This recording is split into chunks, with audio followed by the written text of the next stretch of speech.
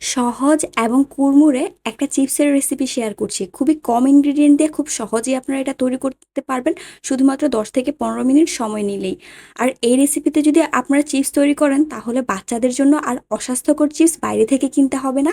চলুন তাহলে দেখে নেওয়া যাক।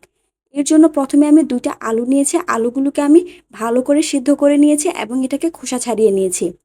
এখন একটা কাঁটা চামচ দিয়ে এটাকে আমি ম্যাশ করে নিব। আপনারা চাইলে হাতের সাহায্যেও এই কাজটা করতে পারেন কিংবা গ্রেটার দিয়ে গ্রেট করতে পারেন। তবে খেয়াল রাখবেন আলুগুলো যাতে একদম পারফেক্টলি ম্যাশ হয়, এর মধ্যে যেন কোনো দানা, দানা ভাব না থাকে। এরই মাঝে আমার আলুগুলো কিন্তু ম্যাশ করা হয়ে গিয়েছে। আমি আপনাদেরকে কাছ থেকেই দেখিয়ে দিচ্ছি। দেখুন এটা দেখে নিশ্চয়ই বুঝতে পারছেন।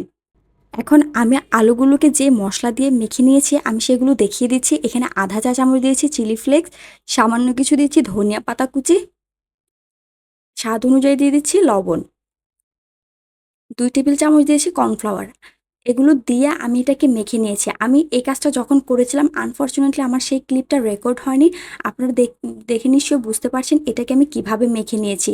মাখানোর পরে এটা একটা সফট ডো তৈরি হয়েছে। এখন এটাকে একটা সাইডে রেখে দিচ্ছি। এর মধ্যে তেল মাখিয়ে নিচ্ছি। এখন সামান্য একটু ডো নিয়ে এটাকে আমি একটা রোল, রোল শেপ দিব। আমি লম্বা করে রোলের মতো করে দিচ্ছি ঠিক যেমনটা একটু স্টিকের দেখতে হয়। আপনারা আপনাদের পছন্দ অনুযায়ী যেকোনো শেপে এটাকে তৈরি করতে পারেন।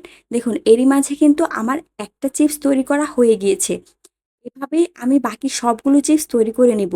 দেখুন চিপসগুলো দেখতে কেমন হয়েছে। চিপসগুলো তৈরি করা হয়ে গেলে এখন এগুলোকে ভেজে নেওয়ার পালা।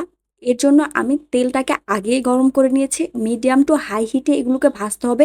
কোনোভাবেই কিন্তু চুলার আঁচটা লো করে ভাজতে যাবেন না। এতে করে কিন্তু আলুটা নরম হয়ে যাবে এবং তেলের মধ্যে ছড়িয়ে যাবে। সুতরাং এই চিপসগুলোকে হাই হিটে ভাজতে হবে আর তেলটা যাতে একদম ভালো করে গরম করা থাকে। এভাবেই এগুলোকে আমি ৪ থেকে ৫ মিনিট সময় নিয়ে ভেজে নিয়েছি। দেখুন এর কালারটা কিন্তু গোল্ডেন ব্রাউন হয়ে গিয়েছে আর দেখে নিশ্চয়ই বুঝতে পারছেন এটা একটা পারফেক্ট কালার এসেছে। এখন এগুলোকে আমি তেল থেকে তুলে নিচ্ছি।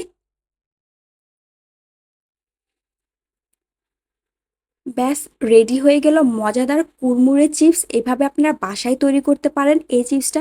এটা খেতে অনেক মজার হয়ে থাকে।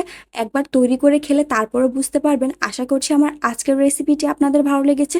যদি ভিডিওটি ভালো লাগে অবশ্যই পেজটিতে লাইক দিবেন এবং চ্যানেলটি সাবস্ক্রাইব করবেন। Thanks for the watching. Bye bye.